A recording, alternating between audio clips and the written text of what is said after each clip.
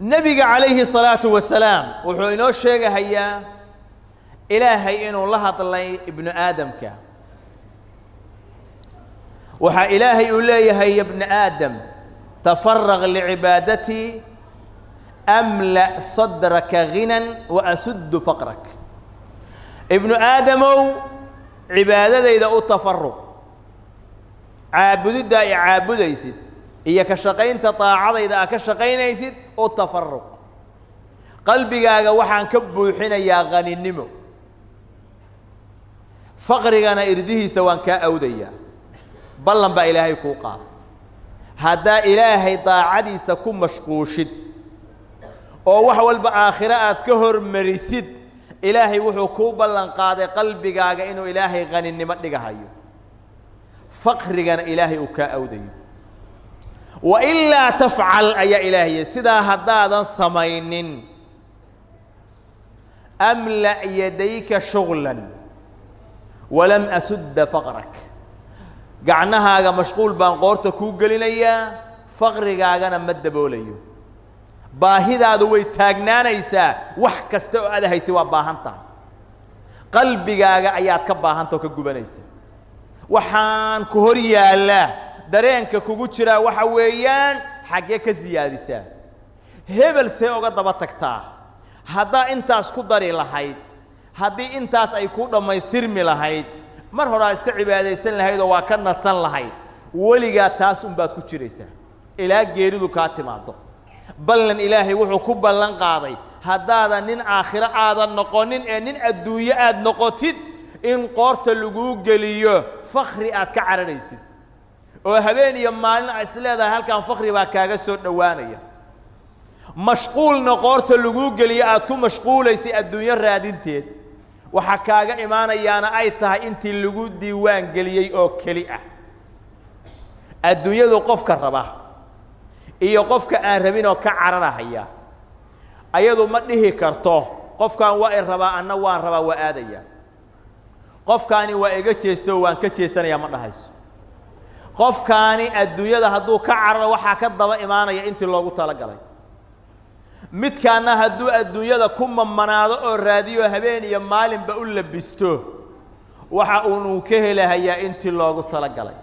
maamul ilaahi ah oo ilaahay oo maamulayo ayaynu hoos harsanaynaa maamulkeenu waxa ka hirgelaya waa inta ilaahay uu ka ogolaado ma sha Allah kana wama lam yasha lam yakun asbaabaha rizqiga lagu raadiyo dhibaatooyinkana looga hortago waxa kamid ah al-istiqama ala shar'i Allah ilaahay daacadiisa qofku inuu ku toosnaado oo sharciga ilaahay ku toosnaado haday kala noqoto sharciga ilaahay hadaad ku mashquushido ku diinta iyo barashadeeda iyo khayrka ku mashquushid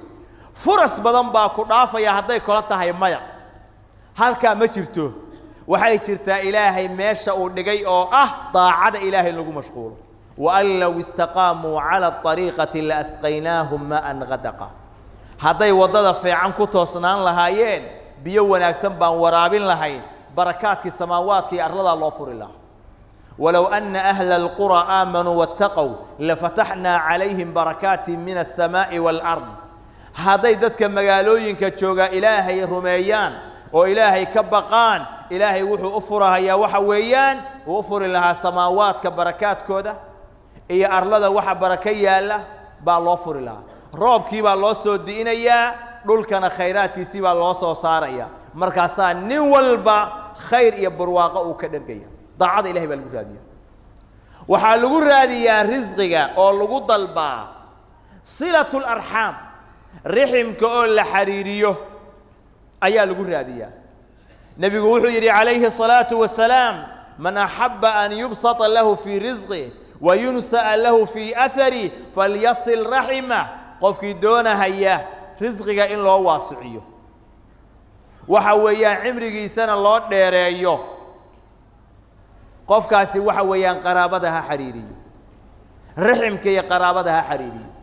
مساكين تهجرب استاو ضدك النعف هؤلاء هذا وي قفك هادو بلشد النعف أولي هي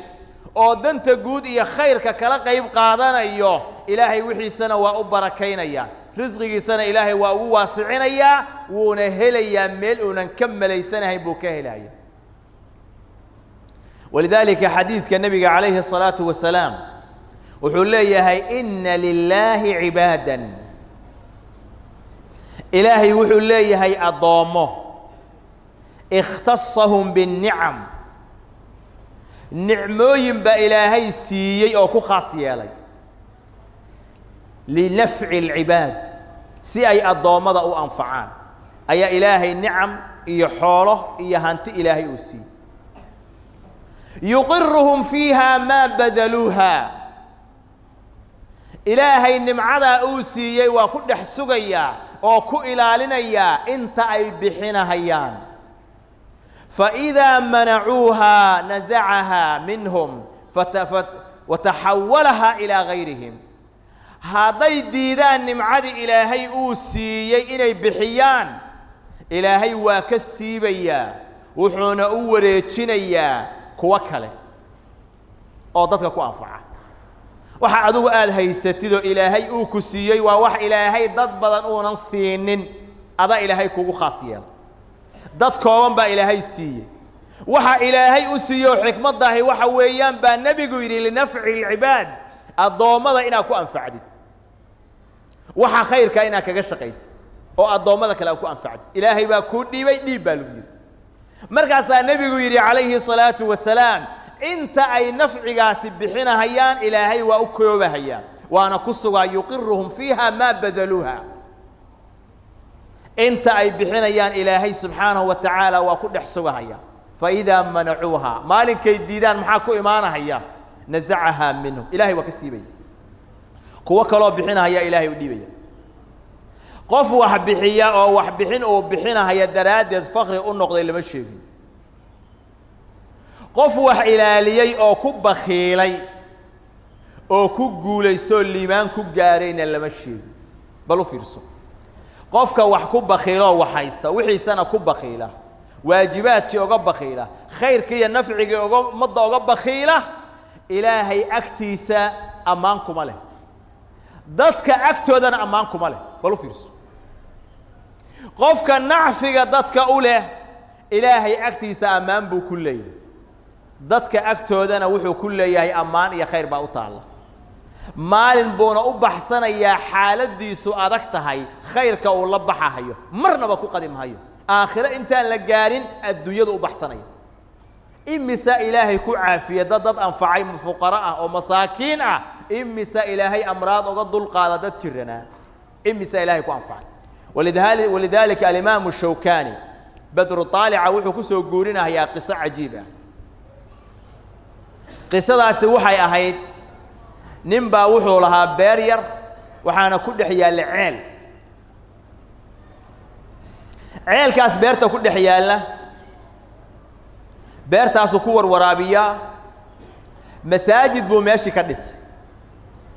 masaajid ayuu dhisay dad badan oo sidaas ma leh masaajidku habeenkii wuxuu soo qaadaa masaajidka la soo aadaa faynuusti oo masaajidka ku iftiimin lahaa iyo cashadii ayuu soo qaataa masaajidku soo dhexdhiga hadduu dad ay yimaadaan masaajidka way la tukadaan cashadana waa siiya hadduu dad waayo cishihiisu iska tukadaayo salaadiisa cashadiina asaga cuna gurigu iskaga soo laabta dhaqankaas ula faynuusti iyo cashadii buu isla soo qaadaa maalintii dambe ayuu wuxuu damcay ceelkii oo guray oo biyo yareeyay in la qodo asaga iyo wiilashiisi ceelkii bay qodid ku bilaabeen aabihii baa hoos jira ceelkii meel kasta waa iskaga soo dumay gabigiisiiba ilmihii waxay isku dayeen inay ceelkii qodaan oo aabba ka balraadiyaan oo badbaadiyaan waxa u soo baxday inaan waxba laga qaban karin ceelkaas inuu dumay waxay uga tageen oo yiraahdeen qabrigiisii baa ilaahay ka dhigay naga wado sidii bay iskaga daayeen 6 sano ka bacdi ayay qabrigii qodeen ayagoo oranaya ceelkii aan bal fiirino ayay meel kale geesa ka qodeen waxay ugu tageen aabe oo nool ayay meeshii ugu tageen way yaabeen soo bixiyeen bal waran bay yidhaahdeen wuxuu yidhi markii aan ceelku dumay meel yar oo god ah baan galay soo dumay waxaa isku kay gooyey dhagax weyn baa fuulay iridii meeshaasaa wixii soo dumay oo dhan iga badbaadiso aan ku jiro ilaahay iga badbaadiyey anoo mugdiga ugu weyn adduunyada mugdi la maro ku sugan ayaa waxaa ii soo galay faynuustii iyo cunadii aan qaadi jiray oo isla socda ii soo galay faynuustii baa ii timaada iftiinkaas baan helaa cunadii aan qaadi jirayna meeshii bay igu timaada cunadaydaan iska cunaa faynuusteedana waa iftiinsadaa intaasaan halkan ku soo mooday oo ku jira qofka adduunyadan jooga sadaqada uu la baxayaa cajaa'ib bay leedahay aad iyo aad nuucyaala oo u kala duwan ahlu cilmiguna in badan ay soo guuriyaan cajaa'ib dhacda adduunyada markuu joogay hadda waxay uga tala galeen nin dhintay laakiin nuxurkii uu samayn jiro khayrkii uu samayn jiray intuu sadaqa qaada maalin walba masaajidka uu geynayo iyo faynuustii iftiinka uu ku nuurinayo beydka ilaahay ayaa loogu nuuriyey mugdiga intaa leeg asagoo ku jira ilmihiisina ay ka quusteen ayaa halkaa loogu iftiimiyey qofku marka nacfiga uu leeyahay oo khalqiga uu leeyahay marnaba waayi maayo waa helayaa ilaahayna subxaanahu wa tacaala wuu siinaya